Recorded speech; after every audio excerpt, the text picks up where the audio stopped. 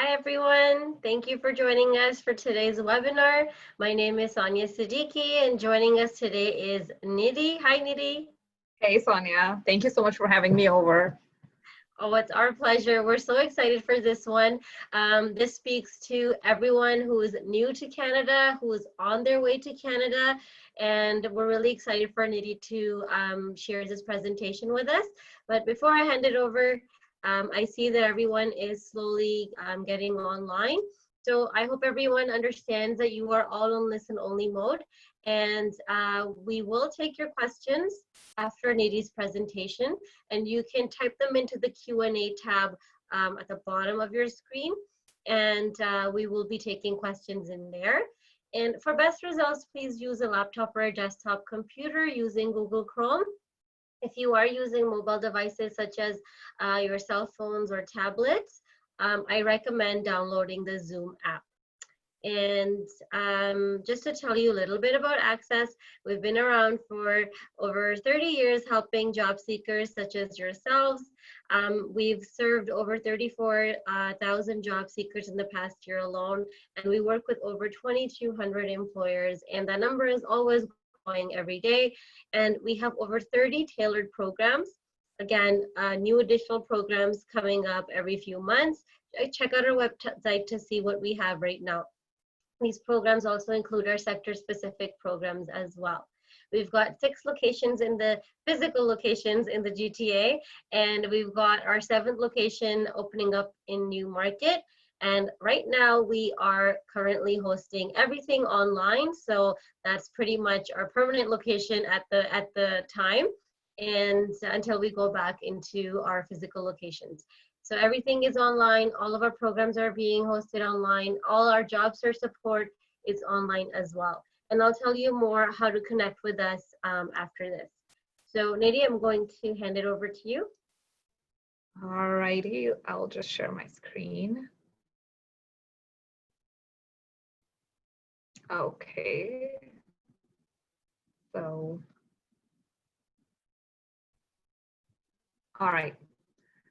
So first of all, thank you so much for having me over, Sonia. And I've been following ACCES's work, and a lot of my friends have used your report, so I know this is a great team.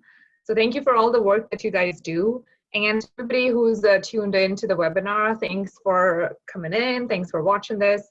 As a background, my introduction, I'm from India. That's where I was born and raised. I worked in India for 2 years after passing my chartered accountancy, which is the equivalent of CPA in India. I subsequently moved to the United States, worked there for 3 years, and did my CPA a month before I moved out of the US. So I actually came to Canada last June. When I came to Canada, I wanted to build a vibrant immigrant community, because what was very different when I moved to the US was the feeling of isolation. And why? Because there was just nobody to guide me in any senses. There's nobody to guide me personally, professionally. So when I moved to Canada, that kind of, that narrative was something that I wanted to change. Which is why this whole situation that I am interested in is, meeting more immigrants, making sure that what I went through and what other immigrants struggled with is not what the new immigrants should struggle with. So one of the biggest things that I honestly did struggle with was work culture. What really happened when I moved to North America was, I was so hell-bent on getting a job, and I literally got a job in a month of moving to the US. I was completely not prepared for day one or the subsequent days to follow. I had no idea how to start conversations. The accent was so off to me, even though I may sound like, I know my accent does sound a little more North American now. This wasn't the way it was. The fact that I wasn't able to understand, the fact that I wasn't able to communicate effectively, it did hamper a lot of my, initial days growth, I would say. And I hope that this presentation in the end helps you and helps you understand a little bit more about North America, a little bit more about Canada, makes you a little more comfortable when you start your days here. So you arrived, so congratulations. You've gotten your first job. You're on your way to living the Canadian dream. Now I'm gonna, I know a lot of us, when we get a job in a new country, in a new city, I'm sure we're worried, right? Because I definitely was. Even when I was making the transition from the US to Canada, I was still very worried. I was working for the same employer, but I was still worried. So what do we do? So let's start with some numbers. I want to tell you that you're not alone. Per Stat Canada, landed immigrants like yourself made about 26% of Canada's core-aged workforce, but they accounted for more than half of the employment increase from 2016 to 2017.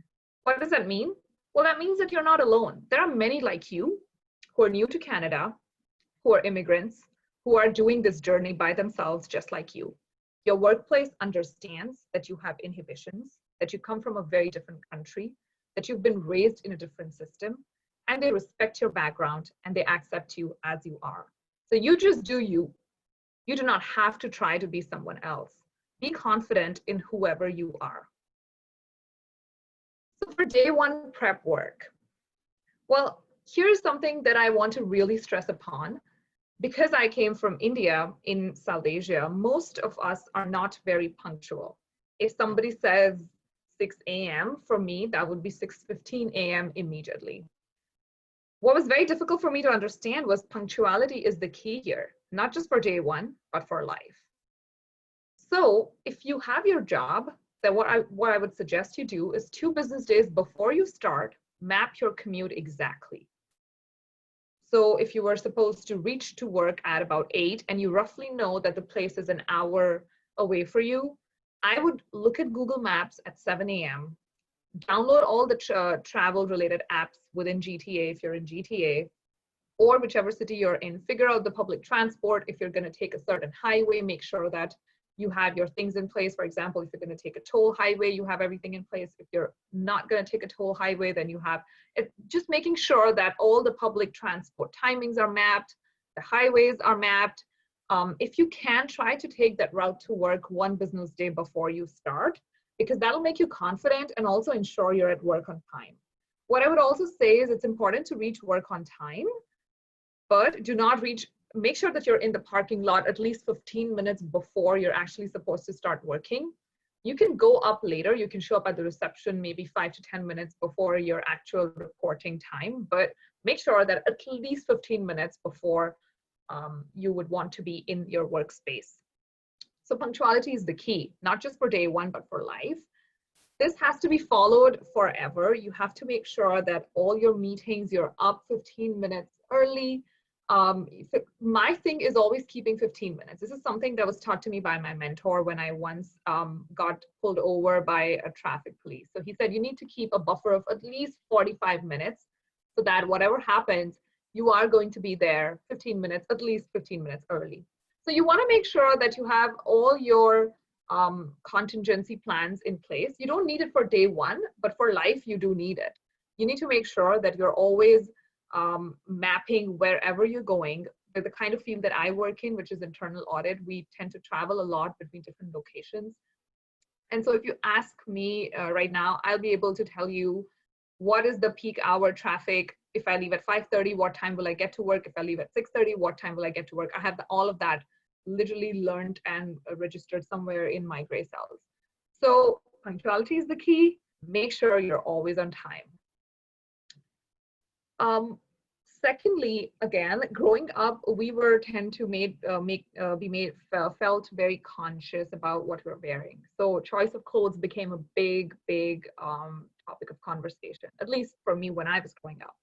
What I want to remind you here is that employee handbook is your guide here.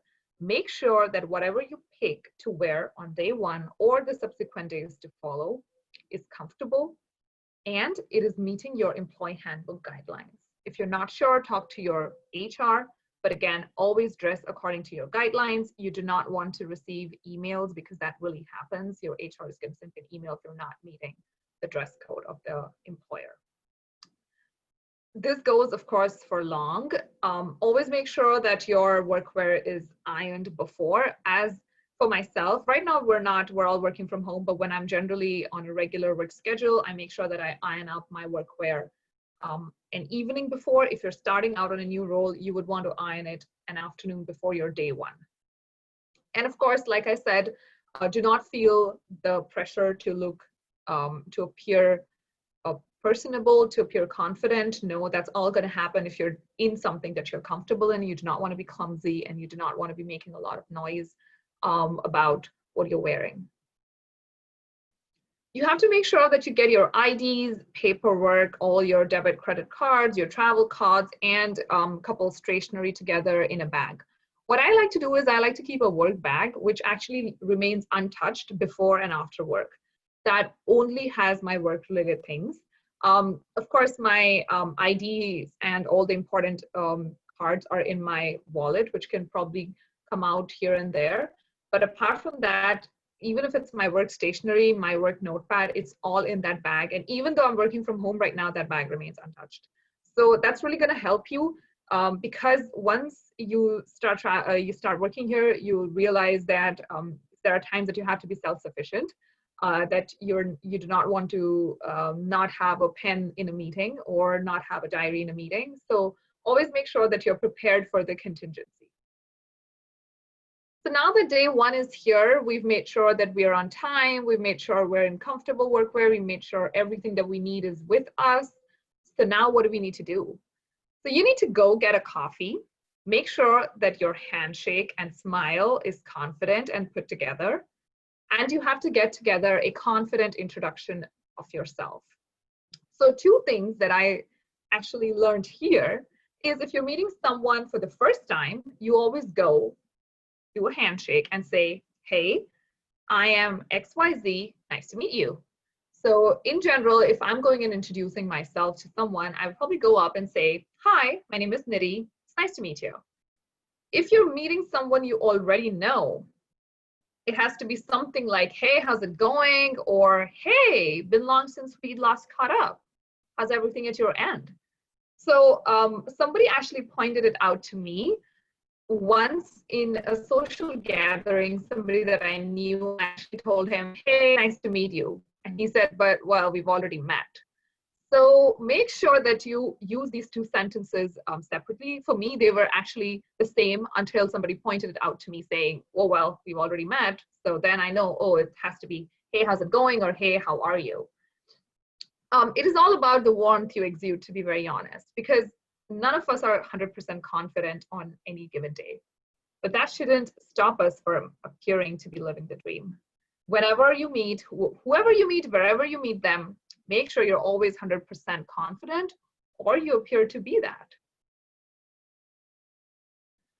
So another one, talk less, listen more. A lot of us feel the pressure to make ourselves sounding right and sounding confident and being heard on day one or the first week. I would say talk less, listen more, conserve your energy, make sure you're observing your workplace surrounding, make a mental note of what is happening around you.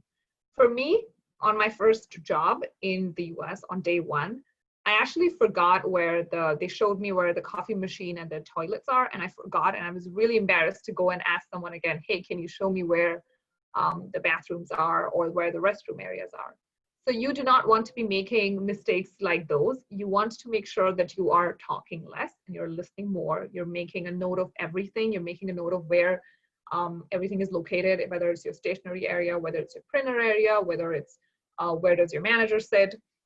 So you want to make sure that all of that is coming together mentally to you on day one. And of course, talk less, listen more, observe who your coworkers are. You're obviously a couple more things to start in terms of conversations. You know, small talk or Canadian politeness is not something that we were used to back home. We generally went and spoke business at work and came back. So I did not know where to start those conversations. So if you are new to work and you're looking at some topics to build up a conversation, I would say go with the WWT or the WWW methodology.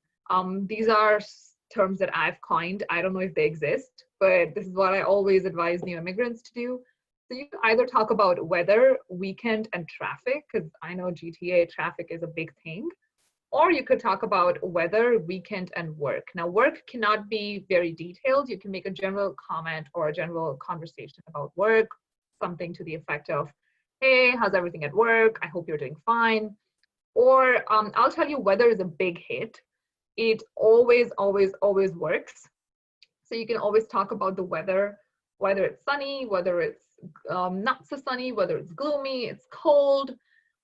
Weather is something that always works for me. Weekend generally works on Mondays and Fridays. If you're going to talk to somebody at your workplace, and especially if it's a day one, I'm assuming it's a Monday, most likely than not, you would want to talk about the weekend in the sense, oh, hey, nice to meet you. So how was your weekend?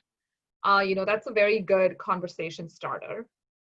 I know it can get very uncomfortable to have small talk, especially if you come from a place that you've never done it.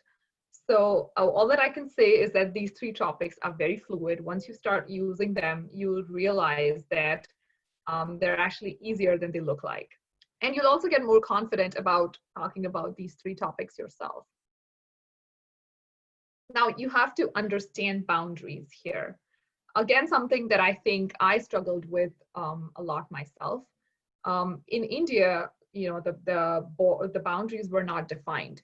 Your colleagues were also your friends because you met them on weekends. You probably had them as your, you shared your apartment with them. You had them as your shopping buddy, watching movies with them.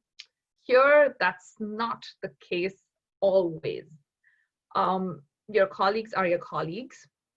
And I actually had an old colleague of mine, say something to the effect of this one time that we were generally discussing colleagues.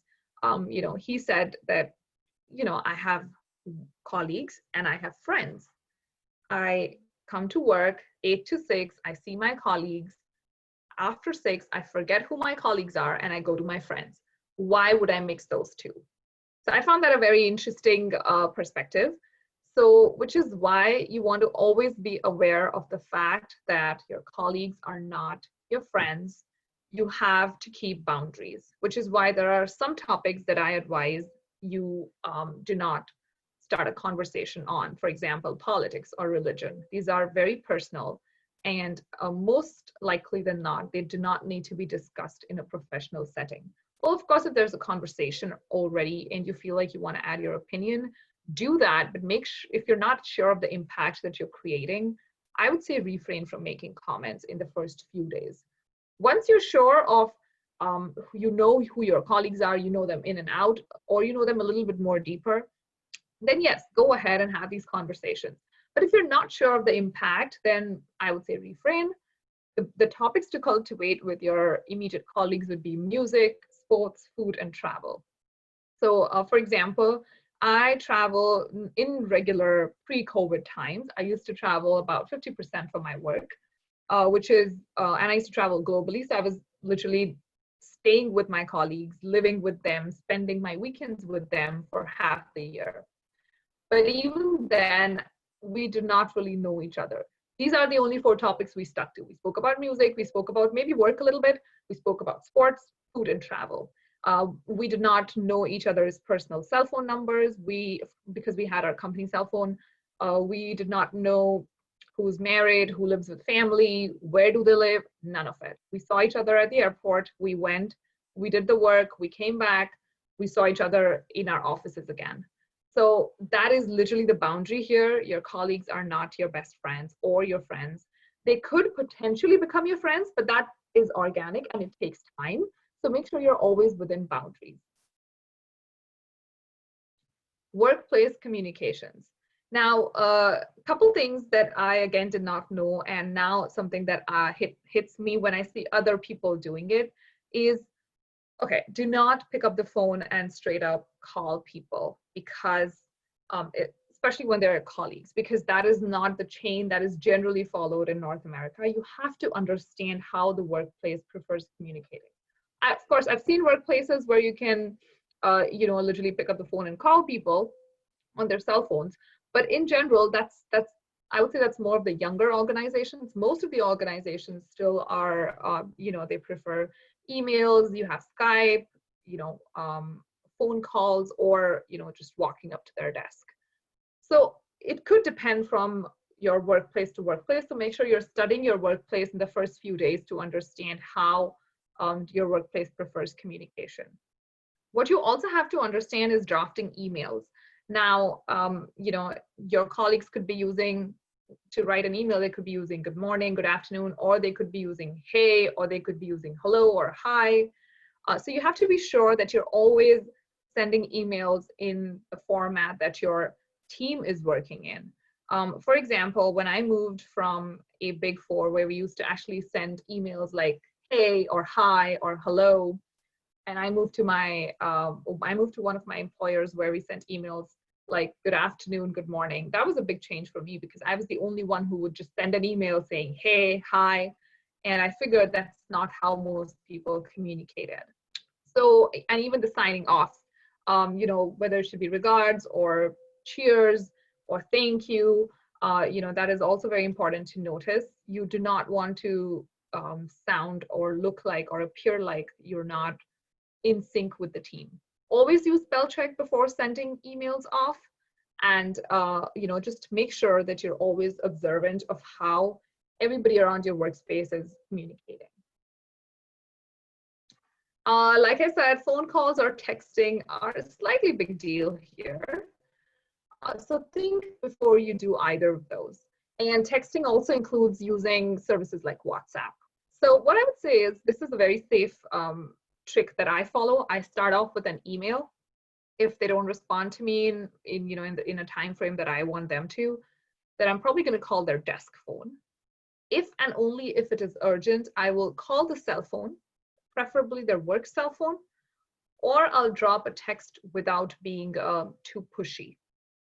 So I'll share this interesting thing that happened, this interesting event. So we were traveling and we were in a foreign country in Europe, and we were trying to, because we were on different time zones, we were about 5 or 6 hours ahead of North America, and we had to get something signed off by one of our managers, and we called him. We wanted to wrap it up before lunch, so by the time we called him, it was about, I would say, 5 a.m. in North America, which is too early. I mean, of course, he knew, and in general, our managers are very, very supportive, so they know that people could call them. But instead of calling the work phone, we called the personal phone. And I remember the manager saying, "Oh, hey, is it something that urgent? You called my personal phone." So, this happened to one of my colleagues, and I was sitting right next to him, and I just was like, "Oh, we shouldn't have, that just wasn't right. There is a work phone. Anything related to work should only be on that phone, not on the personal phone." So, it is a little bit of course, if there's something urgent, if there's something that you need to get across, if there's a message that you need to get across immediately, feel free to call. But in general, we do not call or email. And I would say not just workplace, in general, this is how North America networks also. You do not pick up the phone at all. I've also had instances where I've tried to put people in touch with certain recruiters, and I've given them, how you have your signature, email signature, so you have your phone number, your email address, everything. I've put people in touch with the recruiter, and people have literally started calling the recruiter. That's not what you do. You send them an email, or you try to call after you've sent an email so that you can say, "Hey, you know what? I sent you an email yesterday. I was just wondering if you got a chance to look at it." Phone call cannot be the step one of the process of communication. It has to be at least step 2 or step 3. So make sure you start off with something more formal like an email, or and that would really help. Participate in team building. Now, this is me. I just know the first couple of weeks are awkward because you're adjusting to a new workplace, a new work culture, new colleagues, also a new country and a new city. I'm sure you will feel a little lost. If you're not, kudos, you're confident enough, but most of us will feel a little lost. But what is important is to push yourself, to put yourself out there. The more you push yourself, the faster you feel at ease. So maybe try to stop at a colleague's desk to say hello. Maybe go to the coffee machine to give company to a colleague. We used to do coffee time. That's what I started calling it at one of my workplaces. And I would just go up and be like, "Hey, coffee time, do you want to go and get some coffee?" It always works. go give them company. If you see somebody at the printing area or anywhere in the office where you are, maybe like stationery area or something, introduce yourself.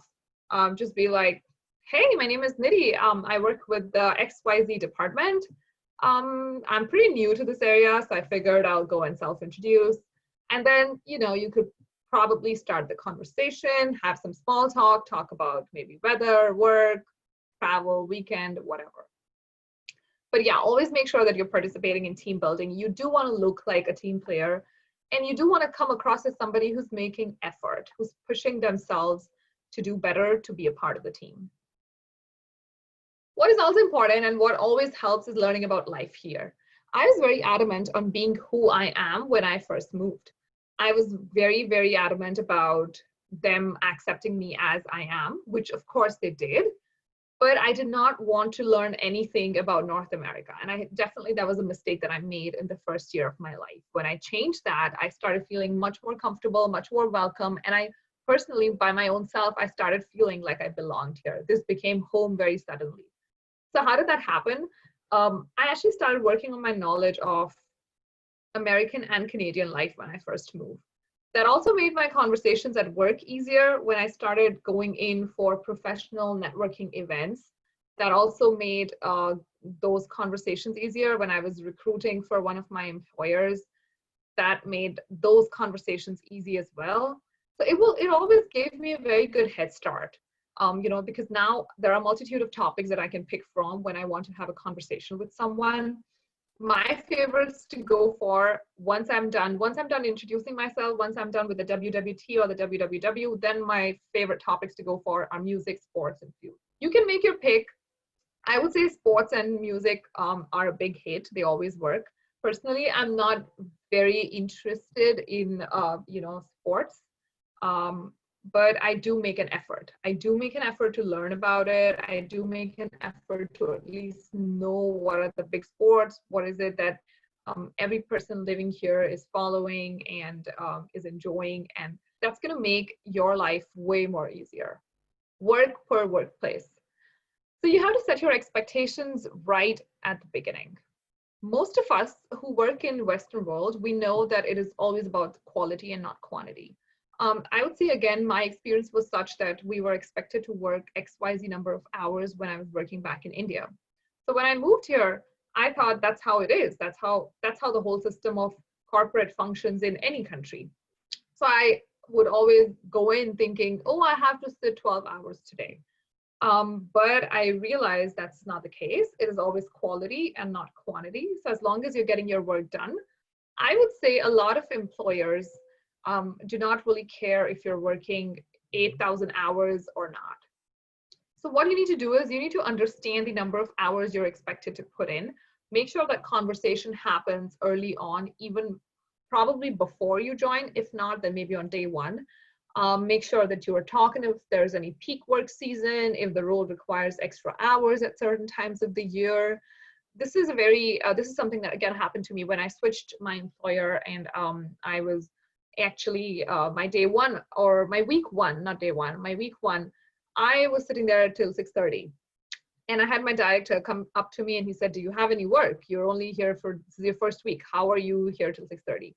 And so I said, well, no, I just thought I'll sit around just to see if anybody wants me for anything. And he said, you know what, you should leave after 5:30. If you don't have anything to do, make sure you leave, because if you don't, then you're going to set wrong expectations for everyone around you. So that's something that I still remember. And I actually implement it every day. If there is work, I'm okay to work XYZ number of hours, but if there is no work, then I know when to shut off. Of course, I'm not saying that shut off at 1 p.m., but make sure that you're doing your regular work hours, but you're not sitting there beyond 8 or 10 hours, whatever is the required hours for your workplace. So always work according to your workplace. Always make sure you're working according to the rules that are there, the expectations that are there, and the culture that your team has created. Most importantly, in the end, the only thing I want to tell you is that you matter. Your attitude, knowledge, and skill sets matter. You're hired to do a job, so you make sure that you do a great one.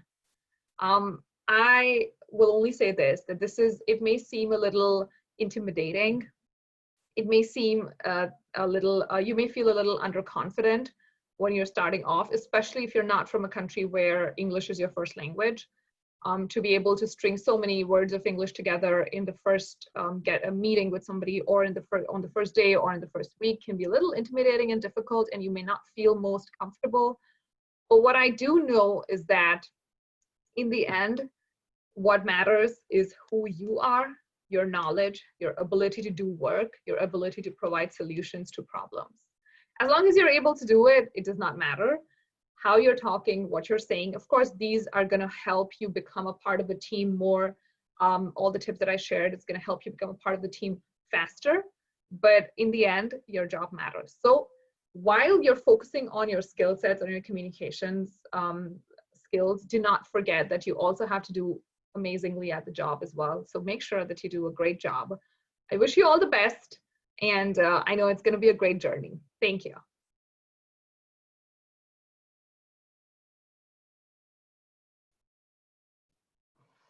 Thank you so much, Nidhi. I'm just gonna pull up my screen here. If you can stop, I'll do it right now.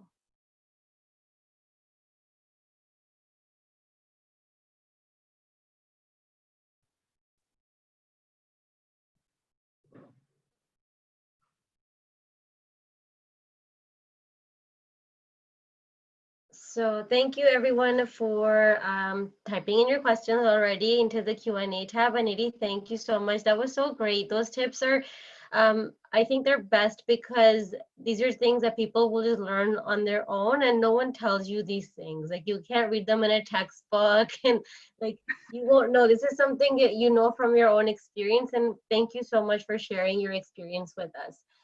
First question here is, will there be a recording? Yes, this webinar is recorded, and you will get a recording sometime tomorrow. And actually, you can use the same link that you used today to sign on to view the recording. It turns into a recording later. And okay, the next question here is it advisable for South Asian immigrants to work on their accent? And if so, how can they improve it? I wouldn't say it's important to work on accent. My accent naturally got twisted, I would say, because in the last 4 years, I've not worked with anyone except Americans and Canadian people. Of course, I've worked with, you know, I've traveled and I've worked with our local entities all over. But in general, I've only worked with people here. So, you know, your accent becomes how you surround yourself with, what kind of community you're surrounding yourself with. I don't think accent is important. What is really important is being proficient in English and or French, either of it, if you're moving to Canada. Accent is really, it's not something that happens. It's going to come up naturally when it has to, but make sure you're proficient for sure.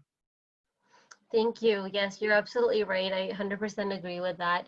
So Saurabh here has been working in the US for 7 years, and he wants to know if there's any cultural differences between the US and Canada. Okay, so I don't think there's a big cultural difference between the US and Canada, but that also is because where I moved from is I was very close to the border. So I was in Ohio. I was about 3.5 hours away from Toronto. Mm-hmm. So, you know, the border, the proximity makes the culture very similar. Of course, if you're moving from southern US or western US, things may be different. For me, it wasn't. And in general, you just have to be a nice person, right? Like, you have to be somebody that people like talking to. So I don't think that changes across borders. So as long as you have a pleasing personality, you're good. Thank you. What do you do in situations when, you know, you won't know what people are talking about? So let's say they're talking about Canadian music or Canadian sports, and you have no idea, you know, what game they're talking about or what song they're talking about. How do you cope with this situation without being embarrassed?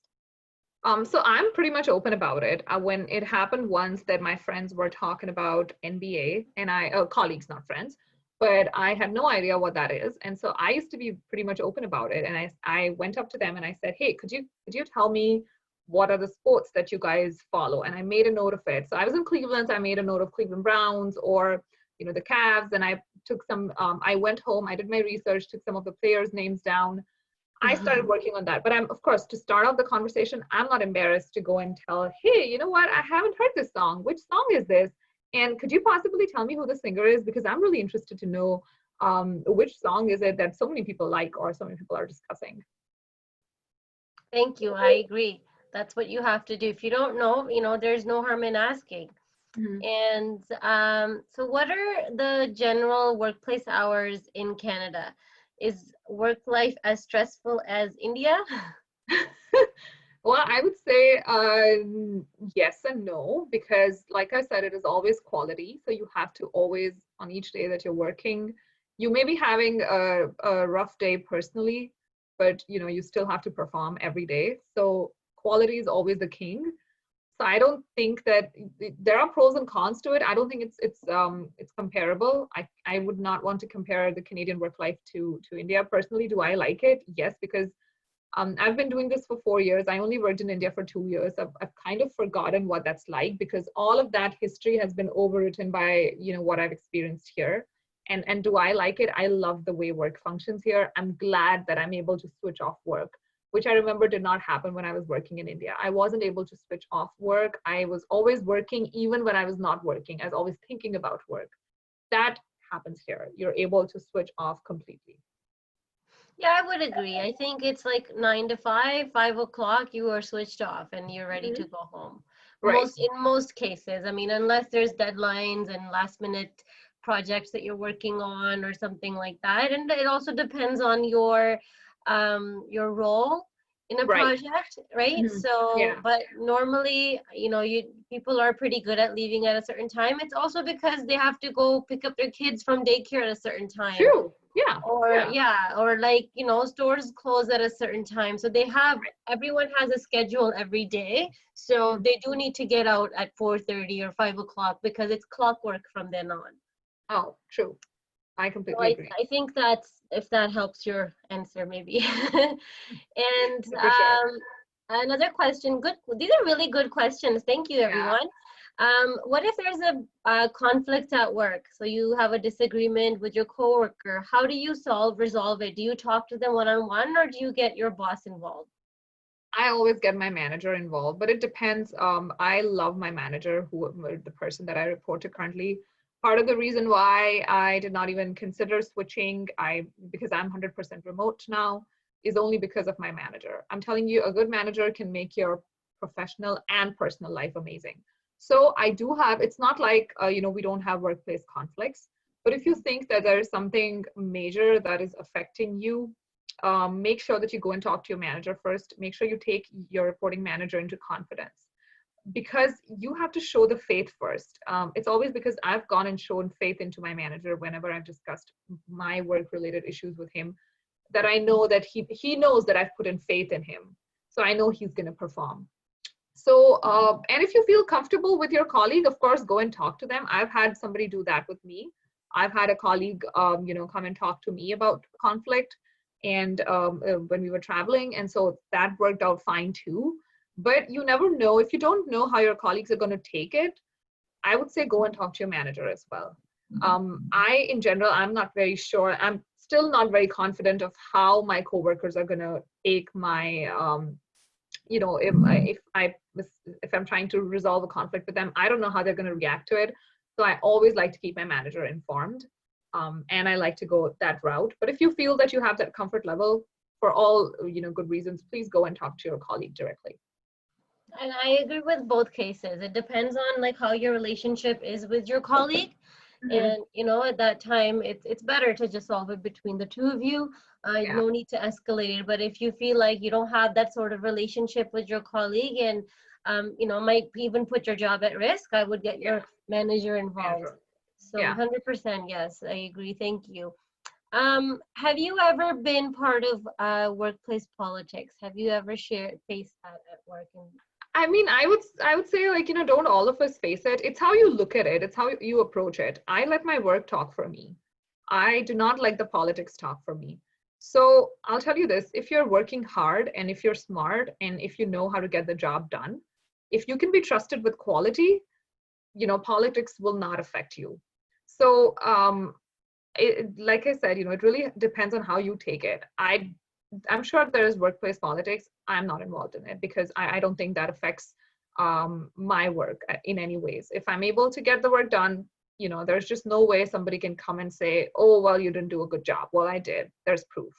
So yeah. So I don't know if you'd like to add something to that, Sonia, but. No, I 100% agree. Everyone sees it, and sometimes you don't even know that you're part of it. Right. Yeah.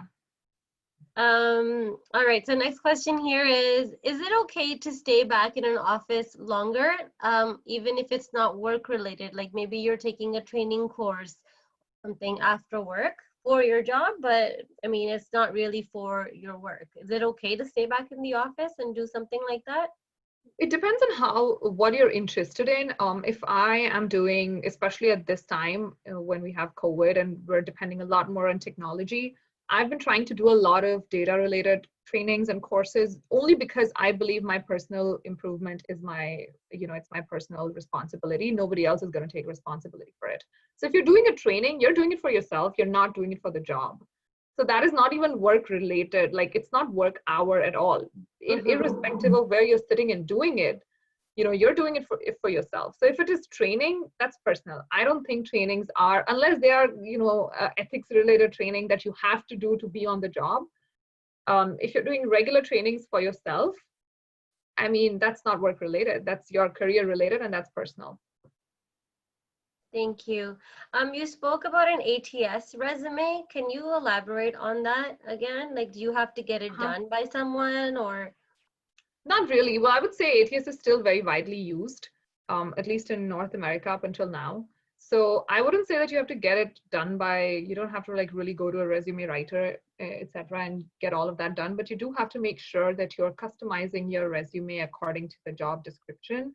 So for every every job that you are applying for, there's a job description. Make sure that the words mentioned in the job description are in your resume as well, because that's going to help you filter your resume down to the hiring manager. But that being said, always remember that you cannot lie on your resume. If there's something in the job description that you've not done in your work experience, or if there's a qualification that you don't have, don't put it on your resume just to get it through ATS. No, I would say that's fraud. Don't do it. But if you have, sometimes it happens that we have the exact experience. Like, for example, if you have experience in SOX, but it's called Bill 198. So, of course, for SOX, you can put /Bill 198 in your resume to help it go through ATS. That's because you have that experience. It's only for experience and qualifications that you have. Customize your resume according to ATS. It's definitely going to help you get your resume filtered and pass through. Thank you. Next question here is, how's the demand for internal auditors in Canada? Well, I think internal audit is in demand everywhere, right? Because everybody needs to get audited. Everybody needs to be sure that the world's getting more and more global. So we have to be sure that we're meeting our global compliance requirements everywhere in every country.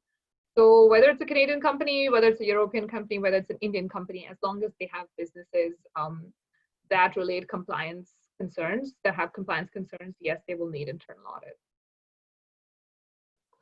Do you think it's a good time to move to Canada right now because of what's going on? So here's the way I look at it. When we decided to move, a lot of people told me, told both of us that, you know what, like you have everything set in the US, why do you want to move? We did not have anything sorted out until we both went and spoke to our employers, and we were like, you know what, we're doing it. And so my employer said, go ahead, we'll just move your payroll there. It is always challenging to move. I'll tell you this. Whenever you're deciding to uproot yourself from one country, one city, and trying to move to some other city, it is always challenging. That being said, the current times are of course uncertain. If you want to move to Canada, for sure, do it, but do it with a little more research around it. Make sure that you're networking already. Make sure that you've built a base here. Make sure you know a few people, because you want to be sure that you are, irrespective of the situation, you want to be sure that you are able to find employment, you are able to network efficiently, you are able to meet people. And if you don't have any of those, if you don't feel like you're comfortable, you don't have a good base here, you don't know a lot of people, this is probably not the time, only because things are already spiraling a little downwards and you want to wait and see how things pick up. But if you know a lot of people, if you've started doing that process, if you're already in touch with recruiters, sure, once it's safe enough to travel, only then should you move. Thank you. What's the most challenging experience on your first day of work in Canada? I would say the most challenging aspect was understanding, again, the boundary of conversations, because I remember this is on my day one in Canada. I had a colleague who came and she was showing me her family's pictures on her phone. And like, look, hey, this is my husband. And I was very taken aback because in the US, things are way more formal. We just like, I don't even know who has a family, who has kids, or who's married. We don't know any of it. So I was a little taken aback and I just felt a little uncomfortable. So yes, understanding the boundaries, wherever you're coming from, whether you're coming from India, the US, any other country, understanding the boundaries on day one is a little tricky. And I would say don't react, just observe and just be the yes person on day one, absorb everything in so that you have a better understanding of how things work in your workspace. Thank you. And okay, so these are great questions, something that you these are don't amazing think about. questions. Yeah. So do you have lunch alone, or should you ask to sit with your colleagues or ask to join them? Like, how does that work on your first day? That's an amazing, question. In general, they will schedule a lunch. This is what I've seen. In general, they'll schedule a lunch if they want to, take you out or something. Or I would say at least the day one or the first week, I've always waited for my colleagues to come and say, hey, did you want to get lunch today? Or something like that. I've always waited for them to do it. But it really depends. If you're comfortable, go ahead. That's a great, and I'm so glad you asked that question because that's a great conversation starter as well. You could always go and get lunch with people, but of course do that only if you feel confident. In general, I wasn't that confident because when I'm going out on lunch with my colleagues, I have to also think of I'm going to be spending an hour with them, so I need to have enough conversation stock, which I probably didn't have when I first started. Right now, it's very easy to go on lunch because I know about the work. I can talk about either we can talk about work or we can talk about sports, music, etc. But in my first week, I didn't know about the work, so I couldn't really talk about work a lot. I didn't definitely know about the Canadian way of life or the American way of life. So I waited. But if you're a confident person, go ahead, ask them. It's a great conversation starter. Do it. Awesome, thank you.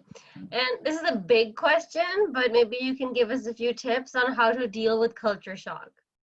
I think culture shock only comes up if you look at it. I never looked at it as a culture shock. It's about perspective, right? I mean, something that is a culture shock to you could be a process or a journey for someone else, or just us easing in. So what I would say is that try not to look at things in terms of black and white. Things are always gray. If you think that something is a culture shock, no, I would say the way to look at it is, oh, this is different. That's not. And it's very funny. I actually still keep saying this to my colleagues. That's not how we do things in India, guys. So I've made a joke out of it, but I wouldn't say that that culture shock is the appropriate term. Of course, things are different here, and you want to be sure that you're incorporating all your differences into yourself. And one more important thing to remember is that what you bring to the table is a diverse set of perspective, because you've lived and you've seen two countries. So your perspective is just way wider than most people who've lived just in maybe one place or one country for their entire lives. So always remember that your employers respect that. They want you for that. Diversity is it's a great thing to have in any workspace, and your perspectives matter. So don't look at things as a culture shock. Just look at it as a process and ease in. Thank you. And So is it true that Canadian workplaces focus a lot more on soft skills than technical skills? Well, I say any developed country focuses more on soft skills than, so I wouldn't say it's Canadian. I think it's any developed country. So even if you're moving to Western Europe, they also focus a lot more on soft skills. So yeah, this is something you have to be pretty much a bang on. And what's the salary difference between US and Canada? It depends from where you move because even in the US, if you're living in New York City or you're living in a small town in Ohio, your salaries are going to be way different, right? So it really depends from where you're moving. I don't think the salaries are very different, to be honest. Even in Canada, if you're working up north, you tend to make a lot more money. And I don't look at, work in terms of dollar values. So yeah, so that way I think I don't have a great perspective on that. But I'll tell you this: salaries are always adjusted for cost of living index. So you'll always get paid enough to survive. Thank you. And what additional preparation would an Indian CA need to settle for a job in accounting or finance in Canada? Canada is it's a little big on getting a local designation. So see if you could get a CPA if you're interested in accounting or taxation. Look at, or if you're in banking, CSC. So there are multiple courses. Look at getting a local designation. Thank you. And let's say on your first day, people are asking you some personal questions. How do you deal with that if you don't want to respond and you don't want to be rude either, but you don't want to answer personal questions? So first of all, well, it's never happened to me, but it's happened that some people have, come and ask me personal questions when I've spent a couple of months in the organization. So in general, I would be like, oh my God, I think I forgot there's a meeting. Oh, I need to prepare for this. Something like that. You want to excuse yourself from the conversation if you do not have that comfort level with the person who's asking that question. If the person who's asking that question, you've already built a relationship, like for example, if it's my manager or a colleague that I've worked a lot with, I'd just be like, oh, you know what? I'm not really okay answering that question. But of course, it's day one. You want to dodge it, and you want to dodge it a little smartly. Mm-hmm. And I think a lot of times people know not to ask personal questions. That's just Yeah, part of the culture. You right. don't ask personal questions until you become like close enough at that personal level. Yep, So completely that's agree. not something that you should be too concerned about. Like Yeah. if it does happen, Eddie's got a great excuse to get away from it. All right. So if you've been working for a big, well-known company back home, could you be looking for work in similar companies in Canada, or would you, just work anywhere to get some Canadian experience first? That's a very good question because I wish I had added the slide. When I was starting off, I got a very good advice that, it really matters how you start off here because that really defines where you go. By that, it doesn't mean that you cannot do things that, you're not interested in. So first, a couple of things. If you are financially stretched, you do want to make sure that you have something to sustain you. If you're not financially stretched, if you have enough savings, then please go and look for your field of interest.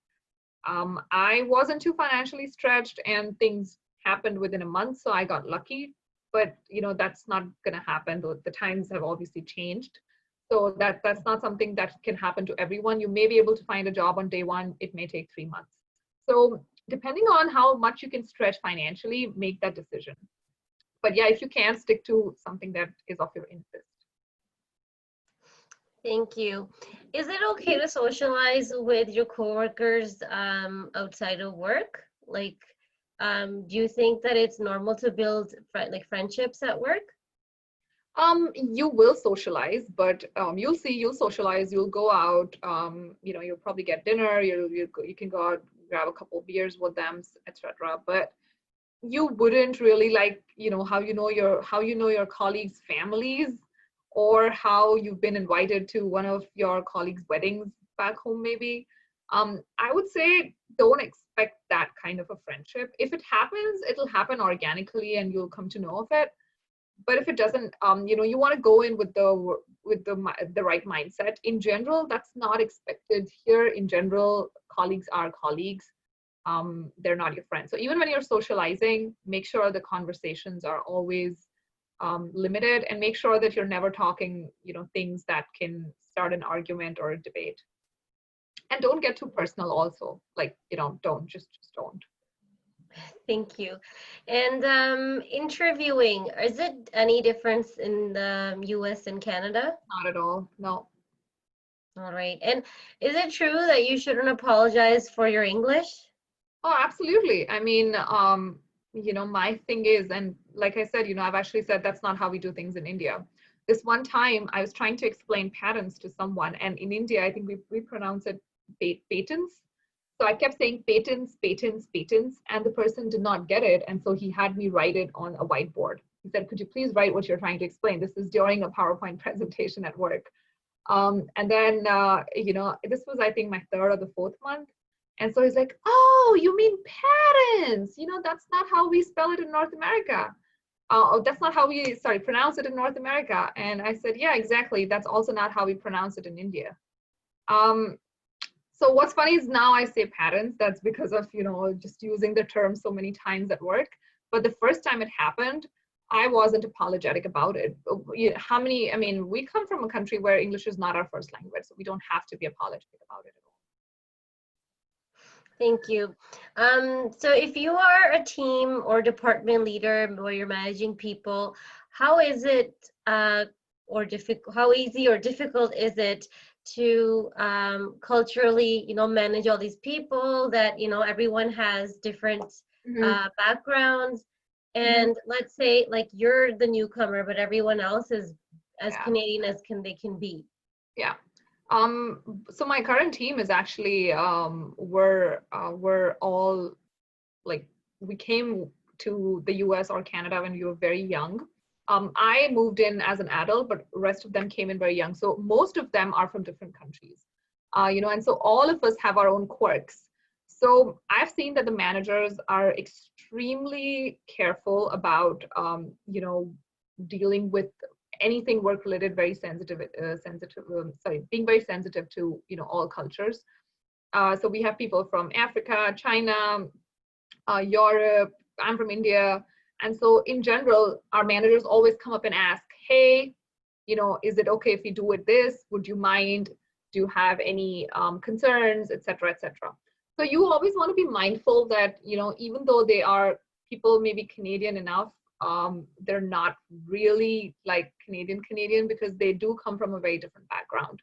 And even if they're, Canadian enough, we're all humans at the end. So if you want to change things around in the team, I would say just always have a consensus. I've seen that work amazingly in my own team, that it's just having an open table conversation helps so much more. You want to get all the people together, maybe like do a coffee, talk over it for 10 minutes, and you'll see that, everybody's on the same page, and you've taken care of things, and you're also being sensitive to everyone's culture and background. Thank you. I'll take up one last question. Okay, any books or podcasts that you suggest to grow professionally? I actually read a lot of books related to, so it depends, right? You can pick your interest. I'm big time into politics and history, so that's what I read. That also gives me a very good insight of, where the country is coming from. So I know the history, I know how the country got to where it is today, and then I know the politics. So I kind of am able to get into the insight that well. So if you want to grow professionally, just pick something related to Canada of your interest. So if you're interested in food, pick Canadian food, pick up a blog that you see run by a nice Canadian person, and, you could try those, the Canadian tarts or something like that. Or, anything that you basically are interested in, try to get a Canadian version of that or North American version of that. That's definitely going to help.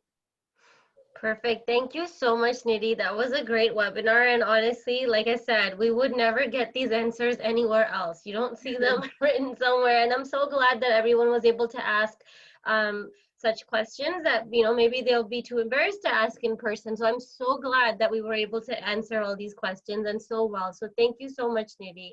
the feeling is mutual, and I'm so glad we had these amazing questions. Thank you so much for watching, everyone, and for asking these amazing questions. It definitely took me back to the days when I was a new immigrant. So I hope this journey is smooth for all of y'all, and yeah, I hope that everything goes as you plan.